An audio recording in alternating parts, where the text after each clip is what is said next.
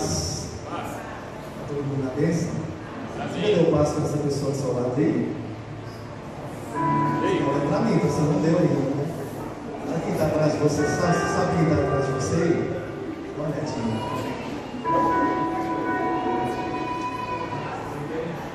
Quero louvar a Deus por mais uma vez estar aqui na presença do Senhor, na sua casa. Primeiro culto de domingo do ano de 2024. Feliz 2024 para quem não pude te oferecer essa bênção. Espero que Deus nessa noite continue falando com a gente. O culto é interessante. Durante o louvor, somos nós que falamos com Deus. Aí o louvor acaba, aí é Deus que fala com a gente. Eu tenho um ditado pessoal: não existe culto ruim, existe crente ruim. Nunca Deus vai deixar de se manifestar no culto, mas infelizmente Ele não se manifesta para todos.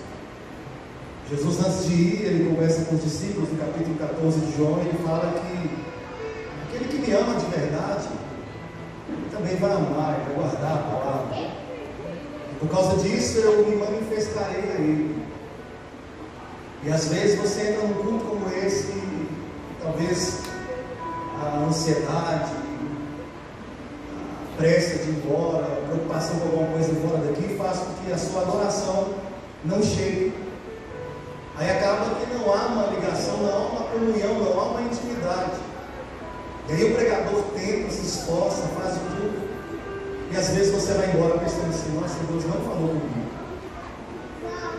Tudo isso é por causa de uma comunhão, talvez não tenha sido feita desde quando o culto começou. Antes de começar a pregar, eu quero que hoje uma mensagem ficou batendo muito forte no meu coração, eu preciso falar dela. E eu preciso falar alguns alertas antes de ministrar essa mensagem. Desde quando a gente chega no culto, desde o momento que chegamos no culto, todas as nossas ações estão sendo milimetricamente vistas pelo Espírito Santo.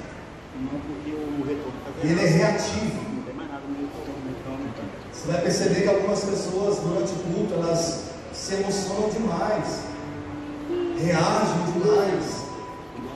E às vezes você está do lado e pensa: por que eu não estou sentindo tudo isso? É porque é a mesma coisa que aconteceu na casa do Simão fariseu. E quando é visitado por Jesus, imagina isso: você fazendo um café para esse corações para Jesus tomar. Uma mulher pecadora, toda errada, toda errante, entra dentro da casa e se joga aos pés de Jesus e chora compulsivamente, enxuga os pés dele com os próprios cabelos. Afinal de contas, todas as mulheres judias tinham cabelos muito longos. E o santo fariseu, olhando para aquilo, ele pensa no seu coração: esse homem não é profeta. Já tirei a conclusão que eu precisava. Se ele fosse profeta, ele saberia que a mulher que o toca não deveria estar tocando, ela é impura. Mas como na frente desse Simão fariseu estava o Criador de todas as coisas, inclusive do próprio fariseu, Jesus olha para ele e conta ali uma parábola e fala sobre perdão. E ao final da parábola ele pergunta: quem vai amar mais? Quem foi muito ou quem foi pouco perdoado? E a resposta do fariseu é óbvia: lógico que é aquele que muito foi perdoado. E Jesus dizendo para ele, fala: é por isso que você não entende o que ela está fazendo. Porque ela sabe diante de quem ela está. Ela sabe a oportunidade que ela tem. Afinal de contas, nós somos o único povo que acreditamos em arrebatamento, e às vezes ficamos paralisados no culto achando que amanhã a gente vai ter alguma coisa para fazer. Afinal de contas, amanhã não pertence a gente. Quem me garante que daqui a pouco você vai olhar no vídeo e falar: caramba, o pastor André estava com a gente há 1 hora atrás. Um amigo meu perdeu um outro amigo. Eu vou entrar na mensagem. E quando ele perde esse amigo, o amigo dele tinha 22 anos de idade. Ele morreu na via expressa, vítima de um acidente com moto. Muito assim, o trânsito estava parado, as motos andando bem devagar. Alguém fecha ele cai debaixo de uma carreta, a carreta amassa ele no meio. Ele aos 22 anos 1 ano e 3 meses de casado, ele morre. Um amigo dele congregava com a gente, e esse amigo falou para mim assim, com muita dor no coração. Foi tão grande a dor que dava para sentir nas palavras dele. Ele disse: pastor, por que as pessoas tão boas morrem assim? Eu confesso que na hora eu fiquei sem saber o que dizer. Por alguns segundos eu pensei: Espírito Santo, eu preciso dar uma palavra de conforto. No final de contas, esse menino é quase irmão que morreu, e não a palavra. E dos meus lábios saíram uma palavra que nunca mais eu esqueço, sempre conto. Eu disse para ele: todo mundo que se converte a Cristo se converte para estar pronto para morrer. Nós somos um povo que acreditamos num negócio chamado arrebatamento. Nós somos um povo que acreditamos num negócio chamado salvação. Nós somos um povo que acreditamos num negócio chamado volta de Jesus Cristo. Eu não sei se essas palavras soam de maneira ardente no seu coração, mas no meu soam.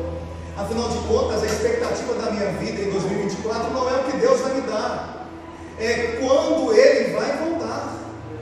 A esperança diária do meu coração é que dia que isso vai acontecer.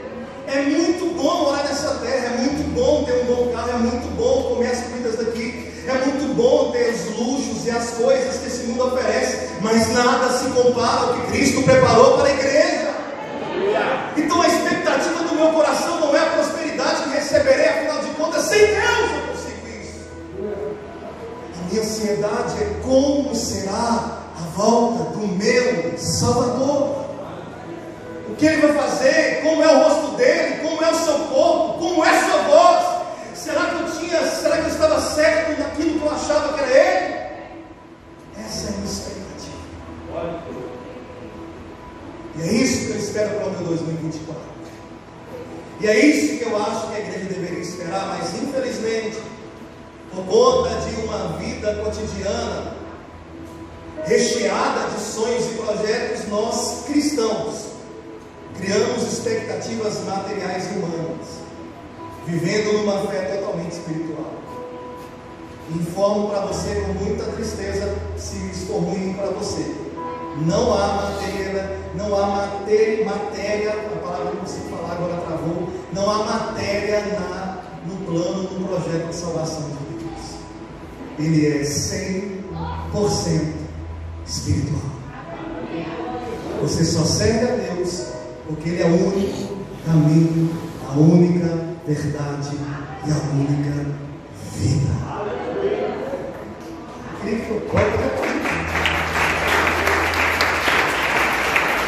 que você no seu lugar, eu queria que você no seu lugar abrisse a Bíblia no livro do Gênesis, o princípio de todas as coisas. O retorno está no auxiliar, não está? Ainda não chegou aqui. No capítulo 22 do livro do Gênesis, a leitura vai ser só de 2 versículos. Do versículo 1 e do versículo 2. Logo após, eu tenho uma pergunta para fazer para vocês agora e uma no final da pregação. Posso ler? Diga amém. Gênesis é um livro muito fácil, é o primeiro da Bíblia. O capítulo é 22. Se você tiver um smartphone, é o futuro, já use aí mais rápido. Eu vou ler para adiantar. E aconteceu depois dessas coisas que Deus provou a Abraão e disse: Abraão, ele disse: eis-me aqui. E disse: como o teu filho, teu único filho, Isaque, quem amas, e vai-te à terra de Moriá. 20% e oferece-o ali em holocausto. Toda a igreja, por gentileza, repete comigo: holocausto. De um jeito bem bonito, com uma voz de crente apaixonado, de holocausto. Oferece ali em holocausto sobre uma das montanhas que eu te mostrarei. Diga amém. Vamos aplaudir a palavra de Deus.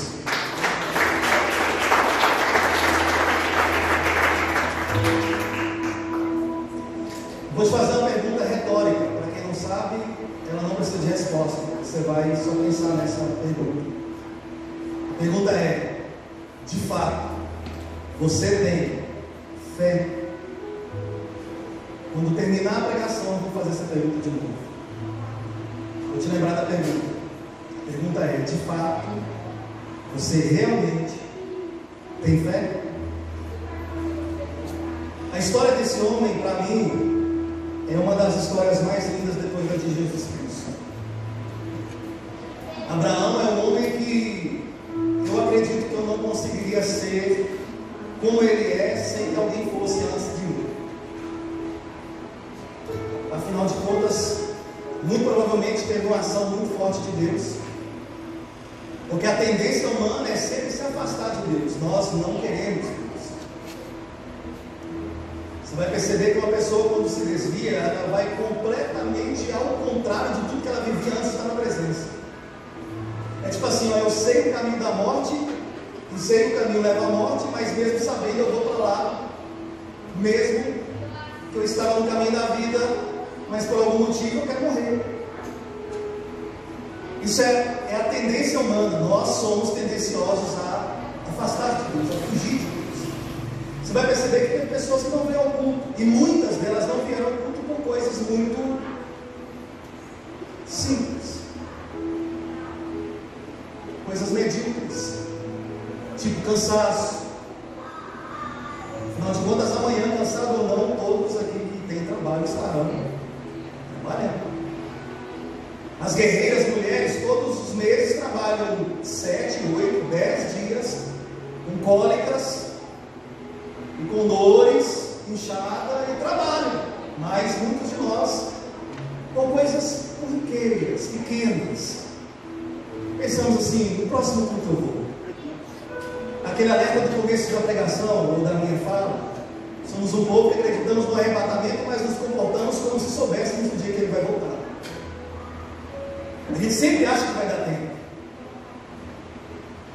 Então a história desse homem aqui é uma história muito interessante. Afinal de contas, ele aceita a proposta de um Deus completamente maluco.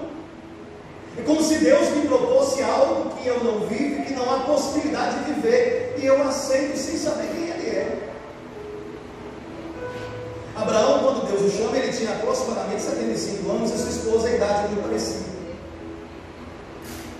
É notório, porque naquela época eles não sabiam, hoje nós sabemos que o homem também tem esterilidade. Só que a culpa cai em cima de Sara, porque era uma sociedade do bando machista. E eles provavelmente já estavam confortáveis com o fato de que eles não teriam filhos, e que o casamento deles era uma vergonha. De repente ele é encontrado por um Deus, e esse Deus olha para ele e fala: Abraão, você vai sair da sua terra, você vai largar sua parentela, você vai sair da casa do seu pai, e você vai para uma terra que eu te mostrarei, e eu vou fazer de ti um pai de uma grande nação. Sair da sua terra, difícil, mas beleza. Abandonar, sair de perto dos seus familiares, difícil, beleza. Eu, por exemplo, moro longe dos meus familiares. Agora, quando Deus olha para ele e fala assim: você vai ser pai de nações, aí já não dá para acreditar. Peraí, Deus, desde quando me casei que eu tenho que ter filhos, e a minha esposa não tem. Há uma impossibilidade, e a idade ainda prejudica tudo. Ela já está ficando avançada em idade. Como aceitar um projeto desse? Como aceitar uma proposta de alguém que te propõe te dar algo, se você quiser, quando ele quiser, sem expectativa de resultado em tempo oportuno? Você não sabe quando você vai receber, você não sabe quando vai acontecer, e só você que está dando. Deus não deu nada, a não ser uma promessa. Deus só disse para ele: sai, vai, larga, deixa, se você fizer, eu te dou isso. A lógica, o natural da vida, na mente de Abraão, provavelmente ficou bombando, e ele pensando em si mesmo: que decisão eu tomo? Se eu deixar tudo e sumir numa empreitada de um Deus que eu nunca ouvi falar, será que vai acontecer? E outra, será que eu não estou ficando maluco? Estou ouvindo vozes? Será que eu não estou ficando esquizofrênico? Será que eu não estou ficando velho e gaga? Porque eu estou ouvindo vozes. E a proposta que a voz está me dizendo é uma proposta muito absurda. Eu profetizo em nome de Jesus que Deus vai começar a fazer propostas absurdas para pessoas aqui em nome de Jesus. Deus vai te convidar para coisas absurdas em nome de Jesus para poder testar a sua fé. A Bíblia diz que, não sei por que motivo, mas Abraão aceita. E para piorar, eu não sei qual foi o argumento. Abraão poderia estar vivo para dar para a gente um curso de casados, para ensinar como convencer uma mulher. E só casado sabe que a direção, o volante não está na mão do homem. Abraão, ele larga tudo, convence Sara e sai, em sentido de um lugar que ele não sabe para onde é, em sentido de um lugar que ele não sabe onde vai chegar, a procura em busca de um resultado que ele nem tem certeza se pode acontecer, e não havia tecnologia para fazer acreditar na possibilidade disso acontecer, porque hoje você sabe que tem fertilização, e na época que não havia outra coisa para poder ter filhos senão natural. Por incrível que pareça, Abraão abandona isso, larga tudo, deixa a família. Estamos falando de um período que hoje, aqui no Brasil, temos uma cultura de eu sou pai, vou deixar uma casa, vou deixar alguma coisa para os meus filhos. Naquela época era muito mais veemente esse pensamento, era posteridade. Você jamais veria um médico que não era filho de um médico, que não era neto de um médico, bisneto de um médico, e assim sucessivamente. Hoje você vê um pedreiro que é pai de um advogado. Então Abraão abandona tudo e vai em busca de um sonho, ou melhor dizendo, vai a obediência de uma promessa de um Deus que ele não sabia quem ele era e que iria conhecer ao longo do tempo. O problema é que o tempo vai passando e Deus vai retornando pouquíssimas vezes, vai dando palavras, mas não dá cumprimento. Se Deus trabalhasse na vida de muito crente, ou melhor dizendo, quando trabalha, porque ele faz. Quando Deus trabalhasse na vida de muito crente desiste. Porque nós estamos habituados a orar e ter resposta. Quando Deus não responde a gente faz o quê? Pede para outro orar. Porque a gente pensa que outro orando Deus vai responder, mas como Deus não quer responder, não adianta quem peça. O tempo vai passando e Deus não cumpre, não acontece nada. Abraão está se deitando com a sua esposa e ela continua a se engravidar. Deus não diz o lugar, Deus não fala, chegou, está aqui, é esse lugar. Deus não cumpre nada, o tempo vai passando. E quando eu falo tempo, eu estou falando de anos, 10, 15, 20, 25 anos depois, o desespero bate. Abraão 100 anos, Sara 95. Deus estava o tempo todo na casa desse casal, e em uma das conversas dele, Deus percebe que a incredulidade começou a bater no coração de Sara, e isso me alegra muito. Pergunta por quê? Fala algo, por quê? Quem me dera eu demorar 25 anos para duvidar de uma promessa de Deus. Eu quero essa fé. Eu quero ter uma fé que me permita acreditar em uma coisa que Deus disse por pelo menos 25 anos para começar a duvidar.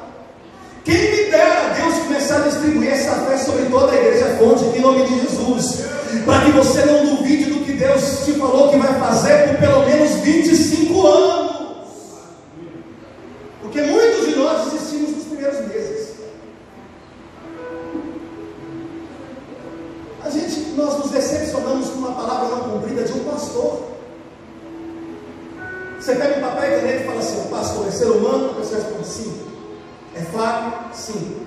É gente? Sim. Come arroz e feijão? Sim. Peca? Sim. Precisa de Deus? Sim. Precisa de salvação? Sim. E eu me decepciono com um ser humano igual a mim. Olha a fé que eu tenho.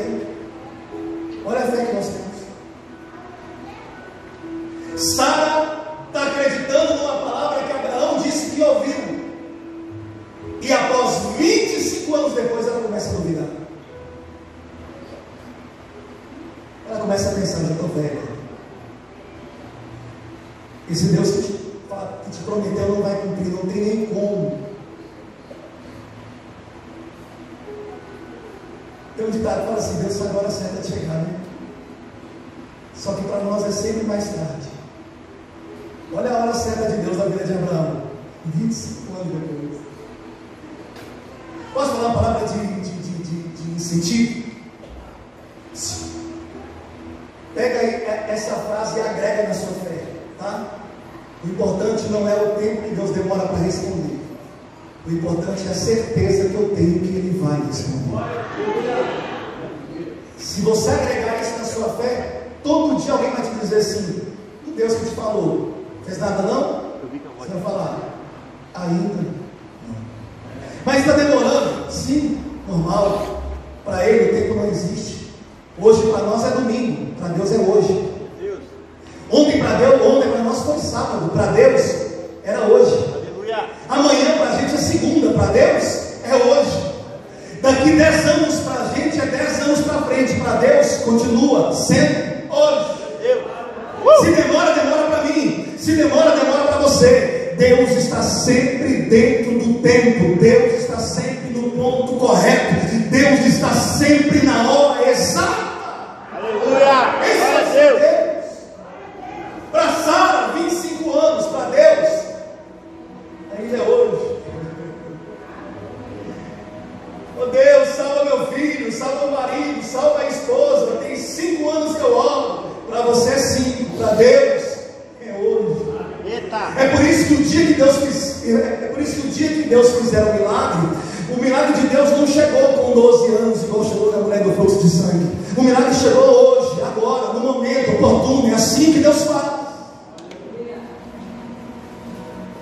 Deus, na casa de Abraão, ouve Sara com um pouco de incredulidade, e Deus visita a casa de Abraão e fala: Abraão, é hoje. Sua esposa vai conceber. Eu vou cumprir a promessa da sua vida. A Bíblia diz que Sara, ela de fato engravida aos 95 e tem Isaac. Após ter Isaac, Abraão continua tendo comportamentos de fé sobre-humanos. A fé de Abraão é um negócio que você está doido. Para a gente poder falar só das atitudes de Abraão, a gente sabe o custo teológico para poder falar só do que Abraão fez. Incrivelmente. Pelo menos 3 personagens me surpreendem muito na Bíblia: Abraão, Elias e o apóstolo Paulo. São pessoas que, assim, é difícil conseguir chegar à média deles. Só que Abraão está tendo essa fé, recebeu seu filho, continua crendo, continua obedecendo a Deus. O menino dele vai crescendo e quando toma a estatura de menino para homem, de 12 para 14 anos, mais uma vez Deus visita Abraão, e a visita de Deus é muito boa. Quem gosta quando Deus visita, diga amém. Só que Deus visitou Abraão e falou: Abraão, eu quero que você me faça um negócio. Imagina Abraão olhando para Deus e dizendo: Deus, eu faço tudo o que o Senhor quiser.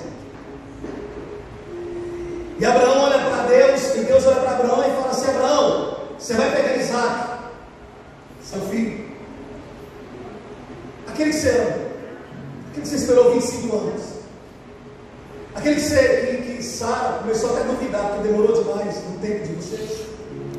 Você vai pegar ele e você vai me entregar ele como sacrifício.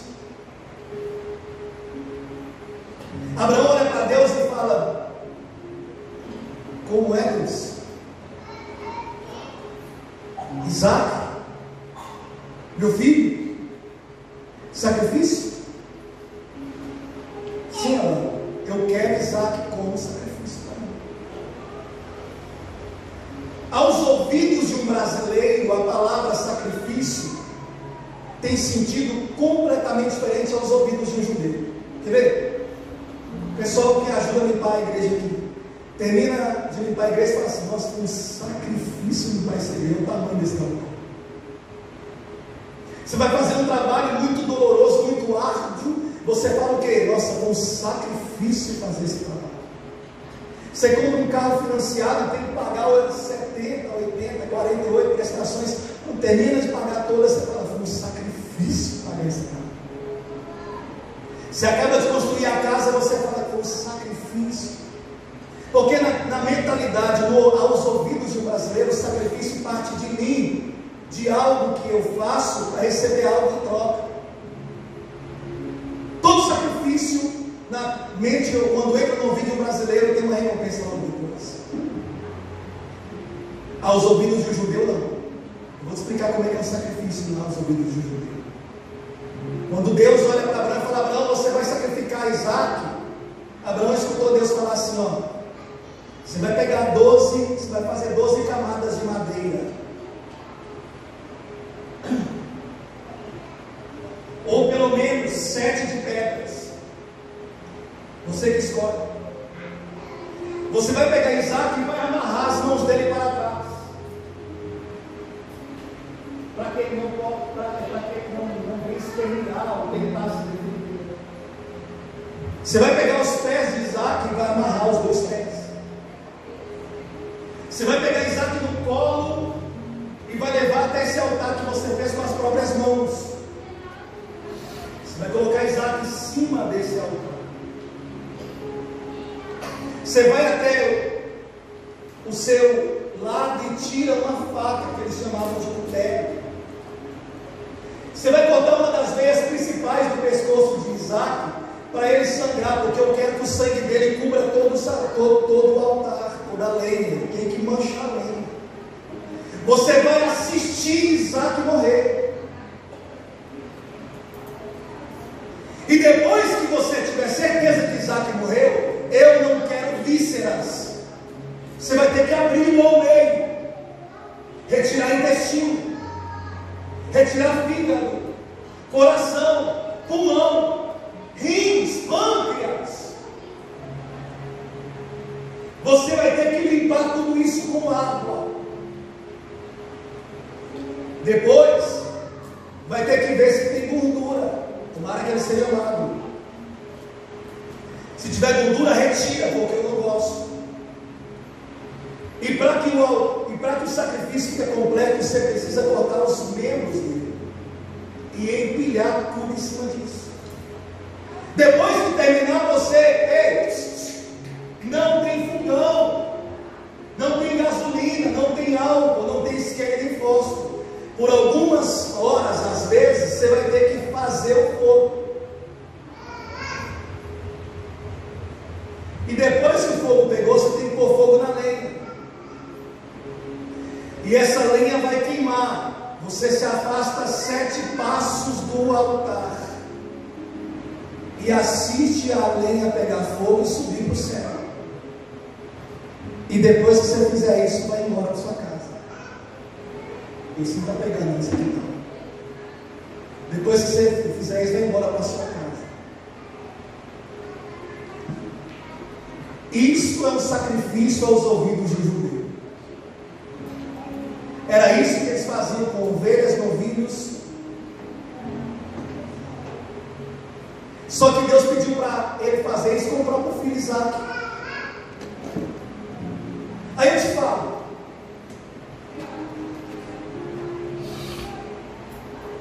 o que Deus pediu é uma loucura. Eu afirmo, minha opinião, é uma loucura. Mas o pior é Deus pedir isso para o homem e ele dizer: Deus, eu vou fazer, porque se é para ti, não há limites do que eu possa te oferecer, meu Deus. Se é para o Senhor, não há limites. Por que eu perguntei se você tem fé? Tem gente aqui, pastor, que tem dificuldade de dar R$10. Tem gente que tem dificuldade de orar 1 minuto. Tem gente que tem dificuldade de vir 3 vezes no culto. Agora imagina se Deus te testar como testou Abraão. O pastor está pedindo R$100 de oferta.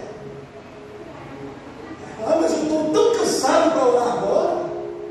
Deus, me desculpa, mas eu esqueci de te agradecer pelo alimento que eu estou comendo. Senhor, estou tão apressado que não deu tempo. Eu nem sei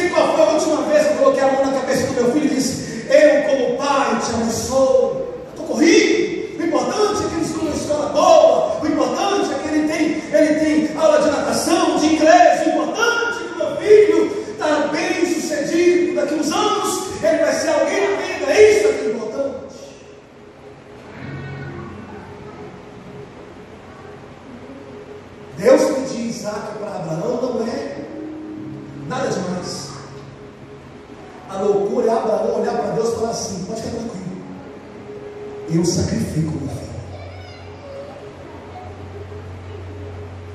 A pergunta que eu te faço, que você vai se fazer aí: o que levaria um pai? Porque a gente está falando hoje em dia, não. Talvez tenha alguém aqui que vai saber melhor do que eu vou dizer. Eu tive um pai de verdade. Eu sou um pai de verdade. Mas hoje nós vivemos uma sociedade que os homens, vou falar assim,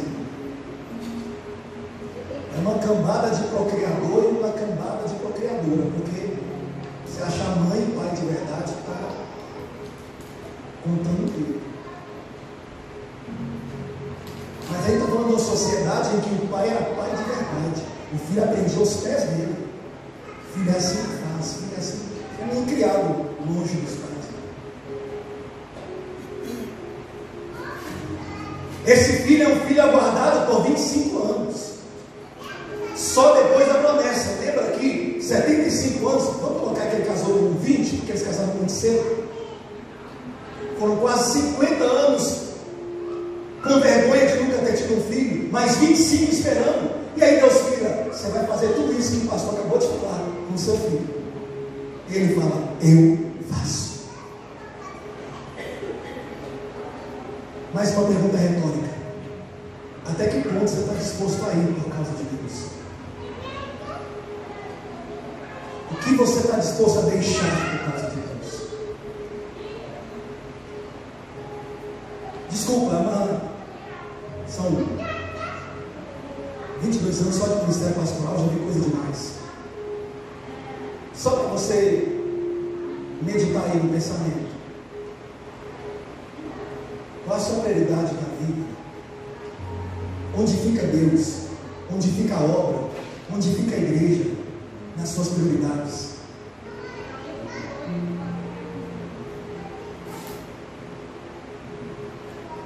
Falar que ama a Deus, todo mundo fala. O endemoniado, para fingir que está na presença de Deus, ele faz isso aí. O diabo faz alguém possesso dizer: eu amo Deus. Eu já vi gente possessa dando glória para Deus. Satanás foi na presença de Deus pedir Deus coisas. Ou você acha que ele pegou em Jó porque ele quis pegar? A pergunta é: sua fé está limitada até que nível? Até que profundidade você consegue ir sem respirar? Até que ponto você consegue fechar os olhos e dizer: Deus pode guiar, eu não acredito? Ei, Deus falou para ele: Abraão, a viagem vai ser longa. Você vai lá em Moriá. São 3 dias de viagem. Pelo amor de Deus. Eu prefiro que você não me fale, que você não me fale o que vai acontecer. Se for para esperar, só me fala assim: tem um negócio, mas não for pequeno. 3 dias ele andando. Ei, escuta isso. Caminha comigo aqui na história. Isaac no jumentinho, Abraão no outro, 3 empregados juntos, ele viajando. É coisa da minha cabeça, tá? Não está na Bíblia. Parece que esses 3 dias foram os dias que Isaac ficou mais carinhoso com o pai. Eu imagino Isaac andando e falando: papai, eu gosto tanto de viajar com o senhor. Fala isso comigo.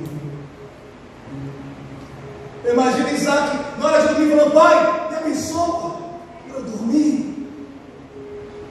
Imagina Abraão com a voz embargada, dizendo: bendito és tu, eterno nosso Deus, Rei de todo o universo.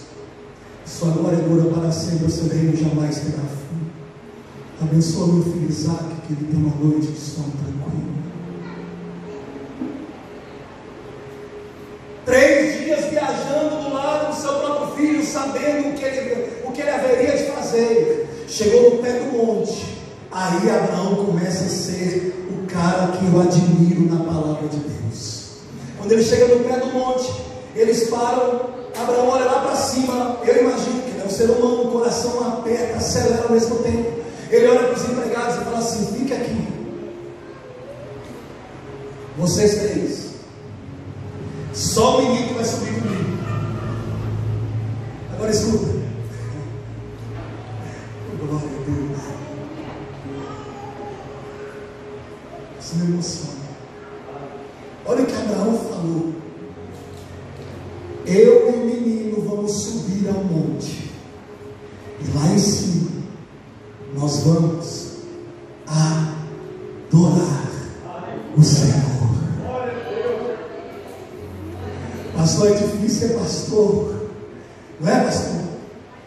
Mas o coração de alguém que está entregue a Jesus não sente apenas dor, sente orgulho. É difícil contribuir porque é o suor do nosso trabalho, mas o coração de quem contribui não tem só dor, tem prazer de ter entregue aquilo que Deus te deu. É difícil abandonar o mundo para viver a presença de Deus, mas quem faz isso também sente orgulho e prazer de ter conhecido a revelação verdadeira daquele que é dono de todas as coisas. O que todo mundo chamaria de sacrifício, Abraão chamou de adoração. Eles estão subindo o monte. Isaac não contribui, Isaac não ajuda. Isaac continua falando palavras para quebrar o coração de Abraão. Chega lá em cima, Abraão está fazendo o altar, Isaac tenta ajudar, e Abraão fala: não, você não pode tocar no altar. O sacrifício não pode fazer nada, ele tem apenas que ser o sacrifício. Ele levanta o altar, chama Isaac, fala: filho, vira de costas para mim. O filho vira. Ele começa a amarrar a mão do menino. Enquanto ele está amarrando, o menino fala assim: pai, está tudo pronto, o cutelo está na sua mão, o altar já está pronto, a lenha está pronta, mas pai, cadê o cordeiro? É como se ele falasse: pai, o que o senhor está fazendo? Pai, o que vai acontecer aqui, meu pai? Agora eu não duvido, porque só de falar já me dá vontade. Então Abraão com certeza estava. Eu imagino Abraão em prantos dizendo: filho, o meu Deus vai providenciar o cordeiro para o nosso holocausto. Nessas palavras ele estava dizendo assim, filho, meu Deus não vai deixar acontecer nada, meu Deus não vai deixar acabar assim, meu Deus não vai deixar ser esse o final. Mas eu imagino Abraão pensando também: mas ainda que esse seja o final que Deus quer, eu vou até o fim. Isaac, deixa eu amarrar seu pé, meu filho. Ele amarra o pé de Isaac, pega Isaac no colo. Talvez 3, 4, 5 passos do altar, que pareciam quilômetros, ele caminha em direção e coloca Isaac em cima. Eu já vi muita gente pregando, e já vi até fotos no Google que você vê Abraão fazendo esse movimento. Ele não ia dar uma facada no seu filho, ele ia cortar o pescoço, porque tinha que sangrar. Abraão pega o cutelo, vai no pescoço de Isaac. E quando ele vai cortar o pescoço de Isaac, a Bíblia diz que o anjo do Senhor bradou. Fala alto: bradou. Fala alto: bradou. Sabe por quê? Quando alguém está muito determinado em fazer alguma coisa, se você não der um berro, ela não presta atenção em você. A pessoa está determinada em fazer. Fulano, e já fez. A Bíblia diz que o anjo dá um pé, dá um brado e diz: Abraão! O texto tem uma exclamação, inclusive. E o anjo diz assim: não faça nada com o seu filho. Deus preparou para você o cordeiro do holocausto. Agora a gente fala um segredo. Pergunta bem alto para poder falar e lembrar a mensagem. Diga assim: quando Deus preparou? Quando no baixo do monte, no pé do monte, Abraão falou: vou subir para adorar. Diz a Bíblia que Abraão olhou para trás, olhou para onde? O que está atrás da gente? Aquilo que a gente já passou. Abraão, quando subiu no cume do monte, ele estava tão desesperado que ele não percebeu que ele não precisava nem amarrar Isaac, o cordeiro já estava lá. Vou repetir. Abraão sobe desesperado, porque ele estava entre a cruz e o punhal, matar o filho e obedecer a Deus. Ele está tão desesperado que ele não prevê, ou ele não percebe que Deus já havia providenciado tudo antes dele chegar no altar do monte. Levanta a mão que eu vou profetizar então em nome de Jesus. No dia que você se dispor a obedecer a Deus até o final, pode ter certeza que no final vai ser completamente diferente daquilo que você esperava. O que Deus te pediu não é você que vai fazer, o próprio Deus vai preparar aquilo que Ele te propôs.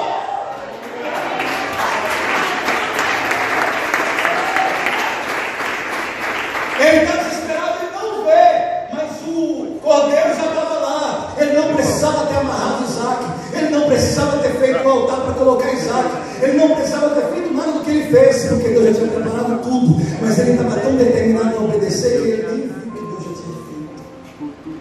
Que Deus levante-nos desse jeito. Nós somos reparadores de bênçãos, sim ou não? A gente pede e fica assim, mas é que dia? Está onde? Onde é que está? A partir de hoje nós vamos ser assim, Deus, eu só quero obedecer. E Deus, o anjo do Senhor, vai ter que descer do céu e cutucar na areia. Ei, passou da bênção, meu filho, volta lá. Ele vai falar, pastor Guilherme, passou da bênção, meu filho, volta lá. Oh Deus, é porque eu estava tão determinado em te obedecer que eu não percebi que a bênção já tinha chegado. Mas chegou, volta.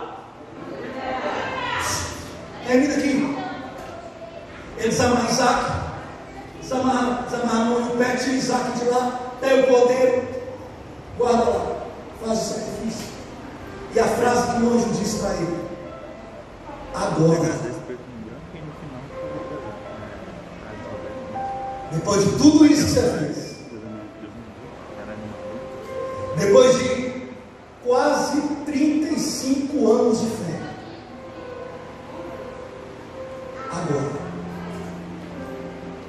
agora eu sei que você acredita em Deus. Confesso que eu fiquei o dia inteiro, eu tinha uma mensagem para preparar, mas fui prega de novo.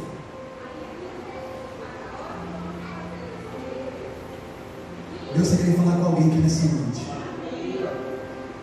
E a palavra que Deus quer te dizer é: tenha fé. E para você ter certeza que é com você que Deus está falando, Deus está falando para você: eu só vim nessa noite descer aqui para te falar isso. Acredita. Eu estou no controle de tudo. A única coisa que está acontecendo é que a tua fé está sendo provada, está sendo testada. E se Deus fez assim com o pai da fé, como que Ele não vai fazer com os filhos?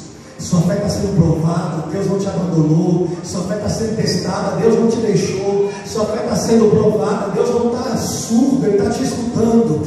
É porque para você é tempo, para Deus é o hoje. Não é hoje o dia, o hoje de Deus é daqui a um tempo. Então aguarde e continua com fé. Mas pode ficar tranquilo, Deus trouxe essa palavra para poder abrandar seu coração e dizer: não vai terminar do jeito que o seu medo está dizendo. Eu preparei tudo para que o meu nome seja glorificado através da sua vida. Só persista, insista, continue, não desista.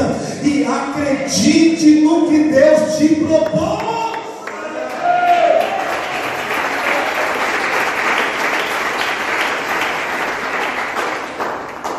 Eu finalizo aqui. Se eu fosse dar uma palavra para essa mensagem, eu diria uma frase totalmente cheia de pleonasmo. Eu chamaria essa mensagem de a incredulidade de Deus. Deus precisou que Abraão fizesse tudo isso que eu te contei para acreditar que Abraão acreditava nele. Desculpa a palavra que eu vou te dizer. Não é só vindo aqui na igreja uma vez por semana que você vai provar que você crê em Deus, não, tá?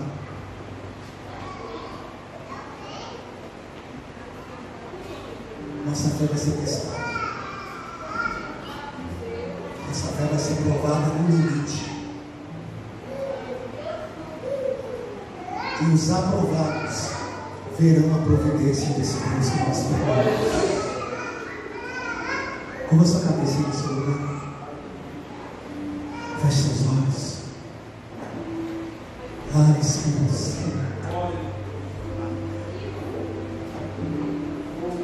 Eu te confesso que não é fácil. Eu te confesso que tem dias que parece que a gente não vai conseguir, Deus. Eu te confesso também que tem gente que talvez está aqui, meu Pai, inerte, e nada acontecendo. Mas eu quero te pedir em nome de Jesus, e essa tem sido a minha oração para a Igreja Fonte.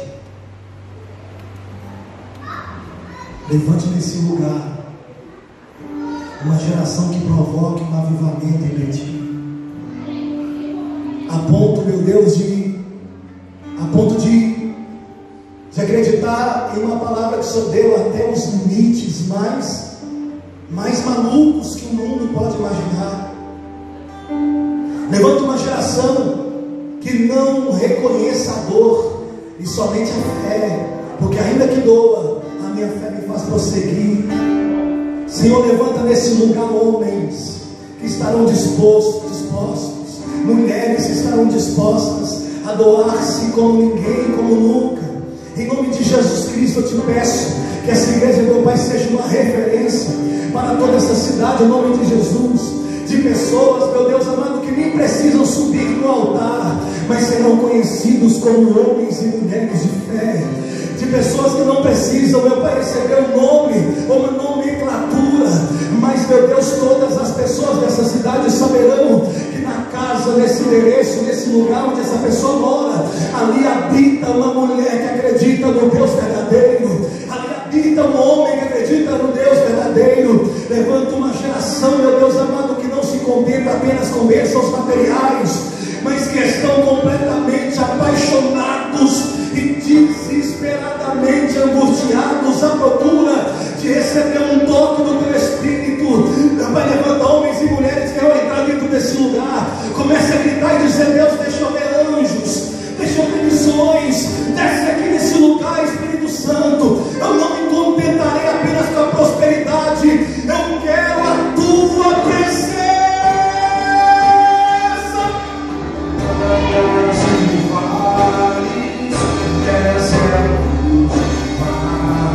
Vem, Senhor, em nome de Jesus.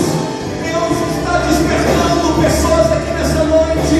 O teu sofrimento não será mais para te derrubar, o teu sofrimento será combustível para você prosseguir e declarar para o mundo: eu creio no Deus de providência. Não se abre, Deus vai